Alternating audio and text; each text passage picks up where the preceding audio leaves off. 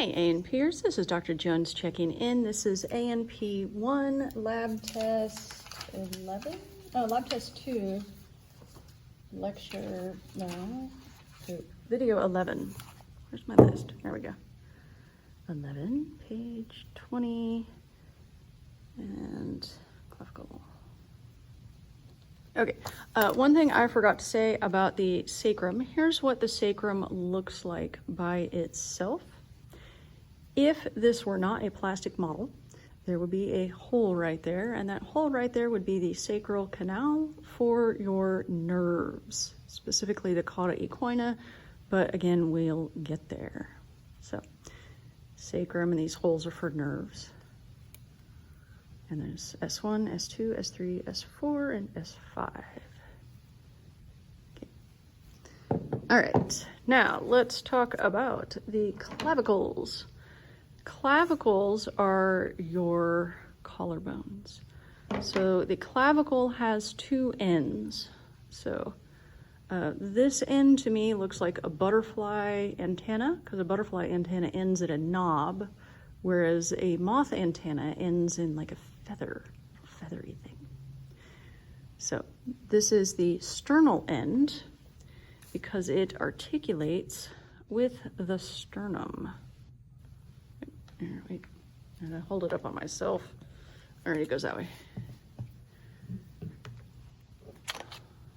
Okay, so as we mentioned in the previous video, this breastbone is the sternum, and it has three parts: the manubrium, body, and xiphoid process, which is XIPHOID.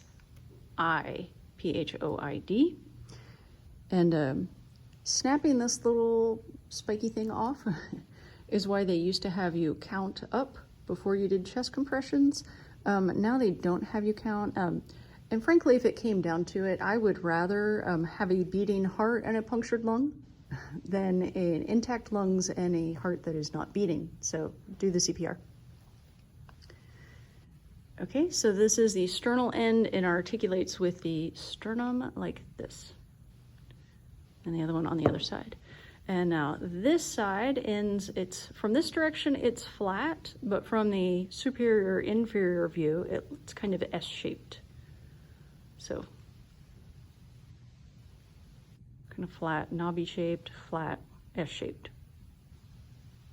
Okay, and this is the acromial end because it will articulate with the acromion, which we will talk about here in a minute. Okay, so name the bone.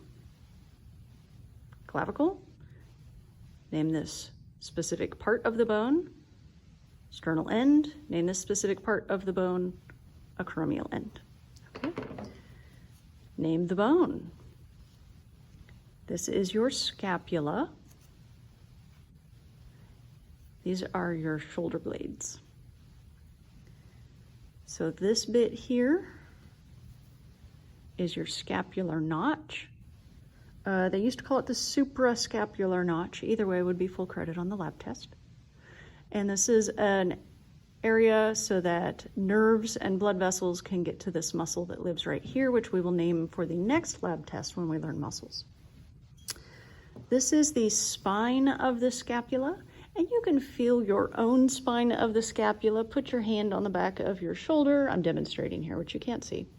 And you can feel that bone that goes kind of angled up. That's it. That's the spine of the scapula. And the spine of the scapula, if you follow it out, ends at this little wing, which kind of looks like an Enterprise wing to me, like a starship wing. But this is called the acromion. And guess what articulates to the acromion? The acromial end of the sternum, or clavicle, sorry. Okay. We are also learning this bit here. So look at it from all different directions because I'm not sure which angle the picture is from. This bit here, which is the coracoid process. So let me show you that word so we're clear on the spelling. C-O-R-A-C-O-I-D. What was the jaw? In the jaw, we had this coronoid process. And here in the shoulder, we have the coracoid process. Remember we talked about turn on the AC, turn it on? We'll have another coronoid bit in the elbow, but the shoulder has the coracoid, AC. And then this bit is the glenoid fossa. What attaches to the glenoid fossa is the humerus. Oh, I grabbed the wrong one. There we go. So this is a ball and socket joint. You can tell there's not much socket here. The rest of the socket is actually going to be like the fibrocartilage pad and the tendons of all the muscles that just hold the shoulder in. Because there's not as much socket here, because you have more mobility at this joint, you have less stability, which is why shoulders dislocate more easily than hips. Your hip is your other ball and socket joint, but it has more stability and less mobility, which is why it dislocates less often. Okay, so this is the scapula.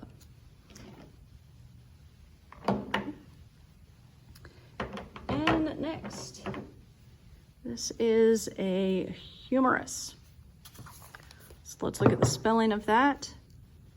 Humerus. If it had an O, it'd be funny, right? Because like funny humerus is Humerus. Yeah, that's not how you spell the name of this bone. This bone is Humerus. Okay, so I found this humerus.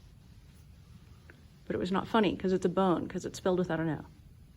But that's why it's called your funny bone, because it's a humerus. Okay, so the parts of the humerus are the head. The head articulates, of course, with the glenoid fossa or glenoid cavity of the scapula. And then we have the deltoid tuberosity, which is this bump partway down the shaft of the bone.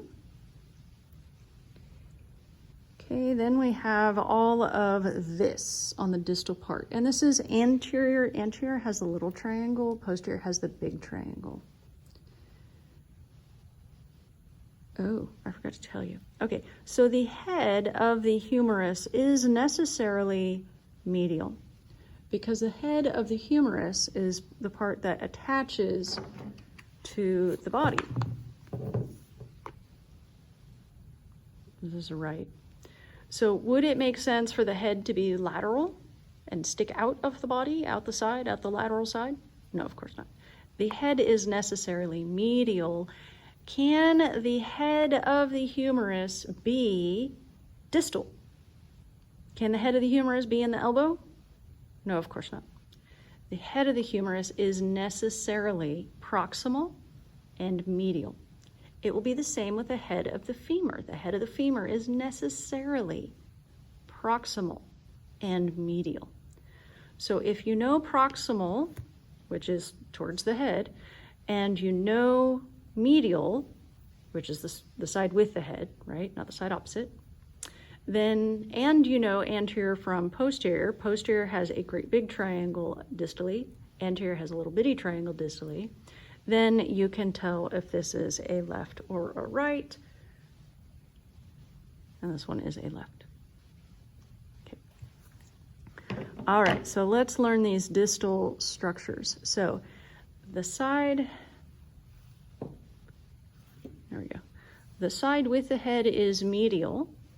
This whole curved joint surface here is called a condyle, although condyle isn't on the list.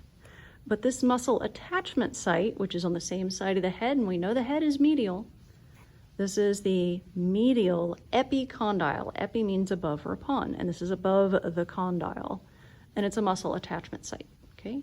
So it's medial because it's the same side of the head, and it's an epicondyle because it's above the condyle. And this one is not the same side of the head, which is lateral, so this is the lateral epicondyle, which is also a muscle attachment site. Now, in this condyle, we have two parts. This hemisphere bit is called the capitulum. C-A-P-I-T-U-L-U-M, capitulum, right here. And then this part that looks like a pulley with a little indent in the middle, this part is called the trochlea, T-R-O-C-H-L-E-A, which literally is the Latin word for pulley. So the capitulum is always lateral, and the trochlea, I'm not on screen, is always medial, okay? And in the front, you have this little triangle, this little indent. An indent is a fossa. This is the coronoid fossa. I told you we'd had another onoid. And then the big triangle on the back, the big indent on the back, is the olecranon fossa. And it shows you that it's posterior. Coronoid fossa is anterior, olecranon fossa is posterior.